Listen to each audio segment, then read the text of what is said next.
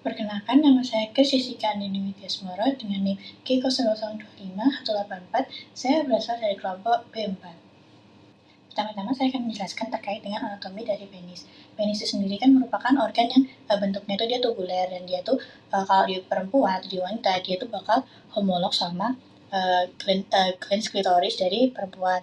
Terus penis itu ada dua part. Yang pertama pars fixa, di mana dia ada di sisi proksimal dari penis, itu ada bulbus sama crus penis. Ada juga pars libera yang ada di distal dari penis. Si pars fixa itu kan bulbus penis kan. Nah, si bulbus itu jadi yang letaknya di tengah itu, yang oranye yang satu aja itu. Sedangkan yang crus penis itu dia yang ada dextra sama sinistra yang mengapit si bulbusnya itu sendiri. Terus si bulbus penis nantinya dia tuh ke distal akan berlanjut atau melanjutkan diri menjadi corpus spongiosum yang di pars libera, dan juga nantinya akan melebar di ujung itu menjadi glans penis. Sedangkan kalau si crus penis ini tadi yang dextra sama sinistra itu dia bakal membentuk corpora spongiosa di pars liberanya di bagian dorsalnya. Terus selanjutnya untuk penis sendiri itu dia divaskularisasi sama arteri penis yang merupakan cabang dari arteri pudenda yang interna sama arteri pudenda yang eksterna. Terus untuk sistem venanya sendiri dia akan bermuara ke vena pudenda yang interna. Terus untuk vaskularisasinya lagi, dia tuh ada yang namanya arteri helicinae yang merupakan cabang dari arteri cavernosa penis atau arteri yang profundus dari penis. Dia itu nantinya akan menyuplai darah-darah itu ke rongga-rongga yang ada di penis. Jadi penis itu kan dia punya rongga-rongga yang namanya itu caverna. Nah, cavernae itu dia sendiri dia bakal terisi sama aliran darah atau arteri-arteri ketika si penis itu ereksi gitu. Nah, penis itu dia bisa mengalami ereksi sama ejakulasi. Kalau yang ereksi itu dia mekanismenya itu sebenarnya intinya berdasarkan saraf parasimpatis, dengan yang ejakulasi dia itu bergantung pada saraf yang simpatis. Kalau ereksi itu si penisnya akan menegang, sedangkan kalau ejakulasi si penis akan mengeluarkan cairan-cairan atau seperti semen keluar dari ovule. Terus untuk ngendus limfatikus dari si penis dia tuh dibagi jadi dua, jadi yang di superficial sama yang profundanya. Kalau yang superficial itu nanti berasal dari kulit sama fascia penis. Itu akan dialirkan ke nodi superomedialis dan yang berasal dari nodi inguinalis yang superficial. Sedangkan yang profundanya dia mengalirkan cairan limfa itu ke nodi iliaki yang internanya gitu. Selanjutnya untuk anatomi dari skrotum ini sendiri itu dia kayak pembungkus dari si testis. Jadi kan testis itu kan membutuhkan suhu yang optimal untuk spermatogenesis, di mana dia butuh suhu yang sesuai agar si spermanya itu bisa terbentuk gitu. Kalau misalkan suhunya nggak sesuai, nanti spermatogenesisnya akan terganggu dan bisa menyebabkan infertilasi gitu. Makanya ada skrotum ini yang berfungsi untuk mengatur suhu dari testis agar suhunya itu tetap optimal gitu.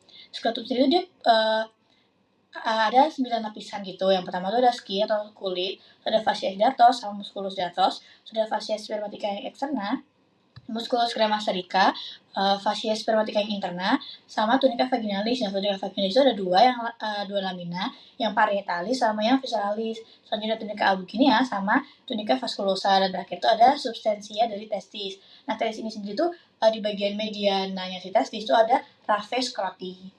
Selanjutnya testis. Jadi testis itu kan dia kan ada dua organ gitu. Yang pertama adalah testis yang dekstra sama yang sinistra. Nah, testis yang dekstra atau yang kiri dia tuh lebih rendah atau lebih bawah daripada yang dekstra. Kenapa? Karena funiculus atau penggantung dari si testis itu sendiri yang di bagian kiri itu dia lebih panjang daripada yang di bagian kanan. Nah, funiculus spermaticus ini dia berfungsi untuk menggabungkan atau menghubungkan testis itu dengan struktur yang terletak di kafum abdomen ketika si testis itu berada di masa embrional gitu sebelum dia mengalami penurunan. Terus si testis ini di perempuan atau di wanita dia homolog sama organ ovarium karena berasal dari struktur embrional yang sama.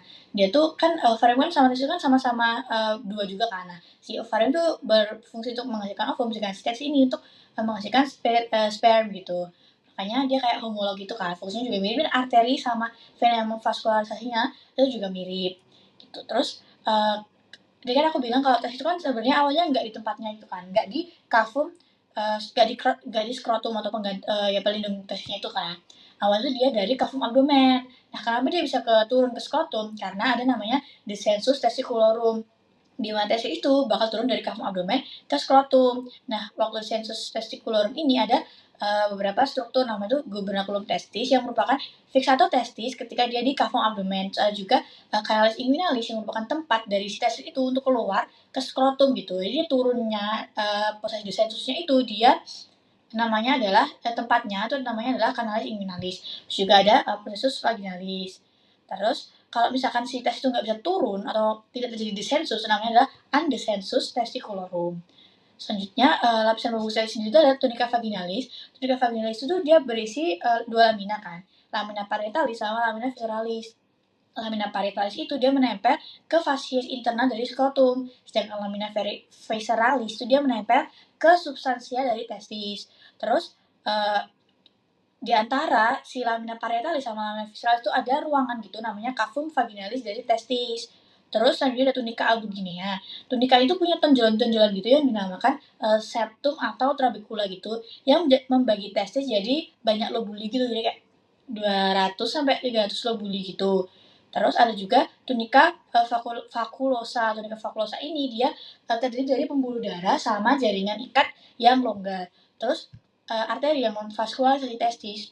Yang pertama ada arteri testicularis sesuai sama namanya, yang merupakan cabang dari aorta abdominalis. Terus ada juga arteri ductus deferentis yang merupakan cabang dari arteri vesicalis yang inferior. Terus ada juga arteri cremasterica yang merupakan cabang dari arteri epigastricus yang inferior. Terus juga untuk vena yang memvaskularisasi testis itu ada 3. Yang pertama vena testicularis yang nantinya itu keluar sebagai plexus venosus pampiniformis. Terus juga ada vena testicularis dextra yang nantinya bermuara ke vena cava inferior, sama vena testicularis yang sinistra yang nantinya bermuara ke vena renalis sinistra. Kenapa yang sinistra itu dia bermuara ke vena renalis, gak langsung ke vena cava inferior aja? Karena ada aorta di tengah-tengahnya gitu. Jadi kayak kalau misalkan dia mau langsung ke vena cava inferior, dia harus menembus aortanya itu dulu kan. Makanya Tuhan itu membuatnya itu kayak dia ke vena renalis yang sinistra dulu.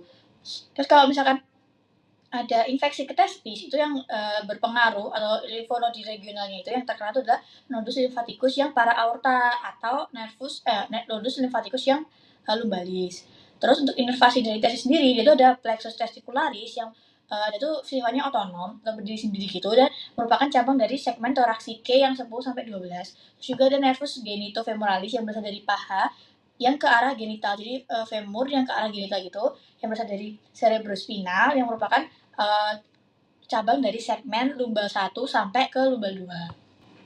Selanjutnya untuk alur atau jalur perjalanan dari sperma itu, dia bisa keluar dari testis sampai ke nantinya keluar ke OW. Pertama-tama tuh nanti kan spermatozoa itu kan bakal dihasilin sama sel gamet yang ada di tubulus contortus seminiferus di testis. Terus ini bakal dibawa ke tubulus rectus seminiferus dan selanjutnya akan dialirkan ke rete testis. Nah, rete testis ini nanti akan mengalirkan si spermatozoa itu ke ductus efferens. Terus setelah ke ductus efferens dia bakal ke epididymis. Dari epididymis ini si spermatozoa dia bakal dimatangkan gitu, dan juga kayak dinutrisi gitu, kayak masukin nutrisi ke si spermanya. Terus kayak bakal menjadi tempat untuk menyimpan sperma sementara, dan juga untuk pematangan dari sperma. Terus lanjut ke ductus deferens, lalu ductus deferens itu bakal kayak melebar gitu, melebar, membesar, jadi ampulan ductus deferens. Terus ke ductus ejaculatorius, dan nanti akan keluar ke lubang atau ostium ductus ejaculatorius, lalu ke uretra yang pars prostatica. Kan uretra ada 3 pars, ini ke uretra yang pars membranosa, selanjutnya ke uretra yang pars spongiosa. Nah, setelah uretra pars spongiosa itu barulah dia sperma itu bakal keluar ke OW. Selanjutnya untuk kelainan atau penyakit klinis yang berkaitan sama kasus, yang pertama itu ada torsion testis. Torsion testis itu jadi kayak si testisnya itu dia menjadi terpuntir gitu, sehingga aliran darah dari ke testis, aliran darah ke testis itu bakal terganggu atau bahkan dia bisa berhenti gitu, terhambat gitu. Terus kalau gejala utama awalnya itu, jadi dia tuh bakal kayak merasakan nyeri mendadak gitu. Terus dia bisa juga si testis atau skrotum itu dia bakal bengkak gitu. Terus kenapa dia tuh bahaya gitu buat terutama buat laki-laki ya? Karena kalau misalkan terlalu lambat ditangani atau tidak ditangani langsung, itu bisa menyebabkan kematian jaringan dari si testis. Karena kan dia kan kayak nggak dapet aliran darah tuh, makanya si jaringannya bisa mati gitu. Terus kalau misalkan udah terjadi nih si torsi itu, dia dokter harus melakukan tindakan gitu, kayak melakukan tindakan operasi, di mana dia kan dokter akan mengembalikan posisi testis itu ke posisi semula, dan dia dokter akan mengikat testis itu biar testisnya itu nggak akan terpeluntir lagi gitu. Selanjutnya ada BPH atau benign prostatic hyperplasia, di mana dia tuh kayak si prostatnya itu akan membengkak atau melebar gitu karena adanya infeksi. Nah, si BPH ini dia beda sama cancer prostat. Kenapa? Karena ya emang penyebabnya aja beda dan gejala-gejalanya juga beda sama si cancer. Terus biasanya tuh si BPH itu terjadi sama laki-laki yang usianya tuh di atas 50 tahun atau kayak lansia gitu. Kayak gejala utamanya tuh ya seperti kayak misalkan uretranya itu kan dia tergencet, terhambat sama si prostatnya kan. Makanya uh, kencingnya tuh akan sulit gitu. Jadi urinnya tuh akan sulit untuk keluar. Dan kalau bisa keluar tuh biasanya kayak volumenya tuh atau debitnya tuh dia bakal kayak kecil gitu. Terus biasanya penanganannya itu dengan awalnya kan pemberian obat terlebih dahulu. Tapi kalau misalkan udah parah banget atau nggak bisa ditangani lagi sama obat, biasanya dokter akan melakukan operasi atau penanganan medis gitu. Selanjutnya varicocele atau varicokel itu sebenarnya konsepnya mirip sama varises, di mana itu ada perbesar atau pembengkakan vena di suatu organ gitu kan. Nah, varicocele ini dia khususnya ada pembengkakan di skrotumnya atau di pembungkus testisnya itu. Jadi mirip sama varises cuma terjadi di skrotum gitu. Biasanya itu kayak terasa itu bakal kayak kantong cacing gitu. Dan ini tuh bahayanya dia bisa menyebabkan infertilitas gitu. Kenapa? Jadi kan kayak misalkan si skrotumnya itu kan dia bakal terkena varises, gimana dok pastinya akan mengganggu kinerja dari si testis kan. Sedangkan skrotum itu kan dia berfungsi untuk mengatur suhu dari si testis dan juga melindungi testis kan. Kalau misalkan dia jadi varises atau jadi kelainan, pasti kan si testisnya juga akan mengalami terancam gitu, kayak terkena imbasnya gitu. Terus biasanya dokter akan melakukan penanganan gitu. Kalau misalkan si varicokel ini terlalu membahayakan untuk laki-laki gitu, biasanya kan melakukan operasi ketika sudah mulai fertil atau mulai masa nyeri yang sangat amat berat gitu. Biasanya akan melakukan varicokelektomi, di mana dia akan mengangkat si varicokelnya itu dan mengembalikannya ke keadaan semula gitu. Selanjutnya untuk organa sistem uropoetika dan fungsi-fungsinya, yang pertama itu dia REN. REN itu kan dia ginjal dan berfungsi untuk menyaring darah dari zat-zat yang nggak diperlukan tubuh kayak ureum sama kreatinin, dan mengeluarkan zat tersebut sebagai urin diekskresikan gitu. Terus dia juga berfungsi untuk menjaga keseimbangan air. Dan contohnya itu kayak ureum kan dia di lewat unsigned, di mana dia akan melakukan recycling air, di mana urin akan keluar unsigned dan membuat si air itu bisa direabsorpsi lagi sama tubuh kita gitu. Terus juga untuk mengatur elektrolit dan perkembangan asam basa dari darah. Terus juga dia punya fungsi endokrin, di mana dia fungsinya pertama untuk menghasilkan eritropoietin, untuk mengaktifkan eritrosit gitu. Terus juga dia menghasilkan enzim renin, di mana dia nanti kan dia tuh kayak ketika tekanan darah kita turun, dia bakal menghasilkan enzim renin untuk si mengaktifkan angiotensinogen. Jadi angiotensin 1 dan 2, terus dia angiotensin ini bakal membuat si pembuluh darah itu mengalami vasokonstriksi. Kalau dia vasokonstriksi kan dia mengecil gitu, makanya debit atau aliran darahnya, tekanan darah itu dia bakal lebih meningkat lagi gitu. Selanjutnya ada ureter. Nah, ureter itu dia pipa atau saluran muskulorum yang membentang dari dinding posterior abdomen masuk ke kavitas pelvis, yang itu akan mengalirkan urin dari ginjal itu ke vesika urinaria.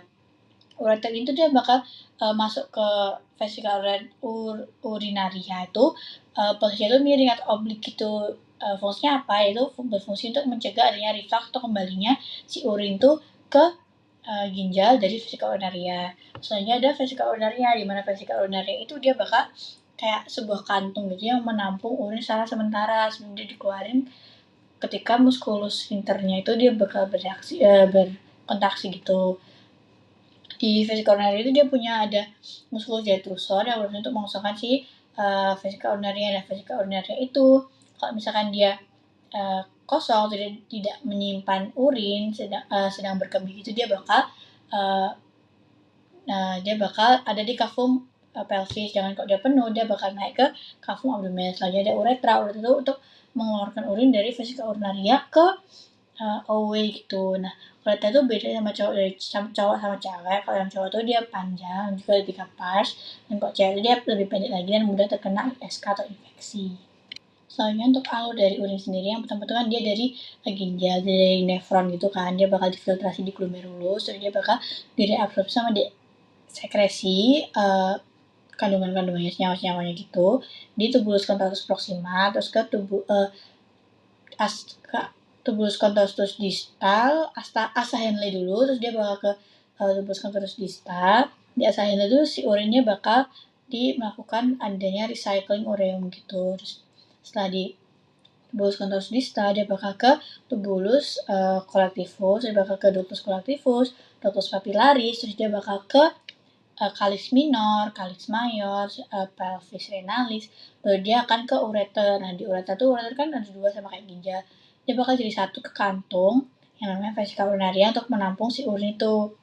Setelah di vesika urinaria, dia bakal ke uretra. Nah, di uretra ini kalau si cewek sama cowok itu beda. Kalau cowok itu dia panjang, kalau cewek itu pendek. Kalau cowok itu ada 3 pars prostatica, pars membranosa, sama pars spongiosa atau cavernosa. Kalau cewek itu langsung aja keluar gitu. Terus panjangnya juga beda, kalau cowok 18-20, kalau cewek itu dia 4 cm gitu. Lalu selanjutnya untuk diafragma dari pelvis atau pelvic floor, jadi itu kayak dasar dari si pelvis. Dan itu terbentuk dari 3 lapisan. Yang pertama ada diafragma pelvis, di mana itu terdiri dari muskuli, dan ada membrana perinei yang merupakan jaringan ikat, dan juga ada spasium perinei yang profundum.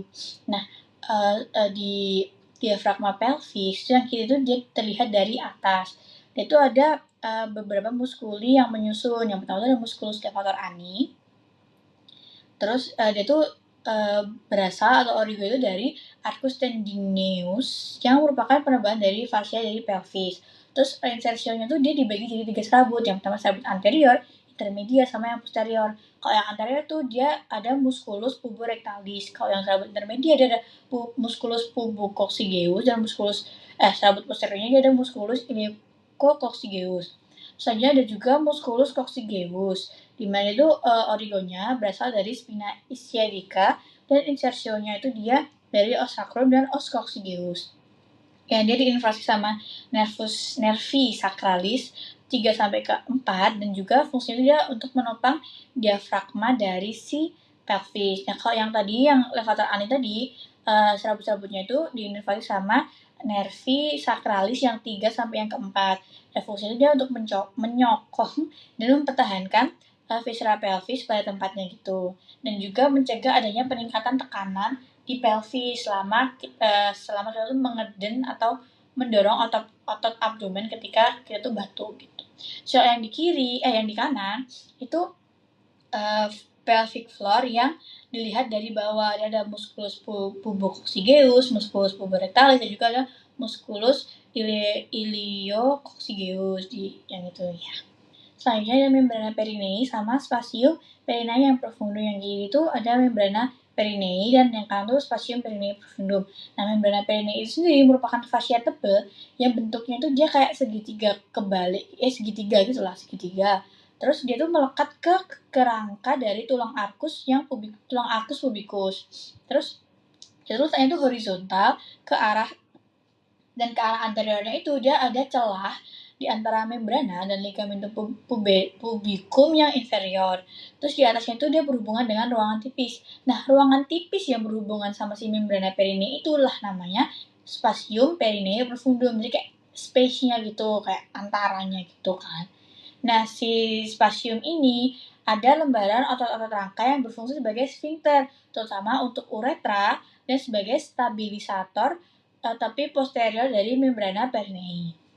Nah, lapisan muskulus yang ada di membrana sama perinei sama spasium perinei profundum ini untuk perempuan dan laki-laki itu dia berbeda gitu. Jadi si perempuan atau wanita dia punya lebih banyak muskulus yang ada di situ. Sedangkan pria itu cuma punya 2, sedangkan perempuan itu punya 4, ya ada 2 muskulus tambahannya lagi gitu. Yang pria itu cuma ada muskulus sphincter uretra yang eksterna sama musculus transversus perinei yang profundus. Sedangkan yang pada wanita dia ada 2 itu tadi, sama ada juga musculus sphincter uretrovaginalis dan musculus kompresor uretra. Karena kan dia kan uretra sama vaginalnya kan beda, jadi kayak ada sphincternya antara si uretra sama si vaginanya gitu. Selanjutnya ada ureogenital yang pria. Nah, kalau ureogenital pria itu beda sama wanita. Bedanya itu ada di susunan dari urutan lapisannya aja sih. Yang dari superficial ke profunda. Buat yang pria itu yang pertama ada skin atau kulit, ada fascia perinei yang superficial, fascia perinei yang profunda, terus ada spasium perinei superficialis yang ada didekati sama musculus transversus perinei yang superficial, ada musculus ischiocavernosus sama musculus bulbocavernosus. Selanjutnya ada fascia diafragma urogenital inferior yang merupakan membran perineum. Terus ada spasium perineum profunda yang dilekati sama musculus transversus perineum profunda sama musculus sphincter uretra yang eksternal dan glandula bulbo-uretralis cooperi. Terus juga yang terakhir ada fascia diaphragma urogenitalis yang superior. Selanjutnya, untuk yang wanita sendiri, uretra genitalnya itu selain ditembus sama uretra, juga ditembus sama si vagina di bagian posterior dari uretranya. Struktur yang beda itu, yang pertama itu kan ada kulit, ada fascia perineum superficialis, ada fascia perineum profunda, terus ada spasium perineum superficialis yang dekat sama musculus transversus perineum superficialis, musculus ischius cavernosus, sama musculus bulbo cavernosus.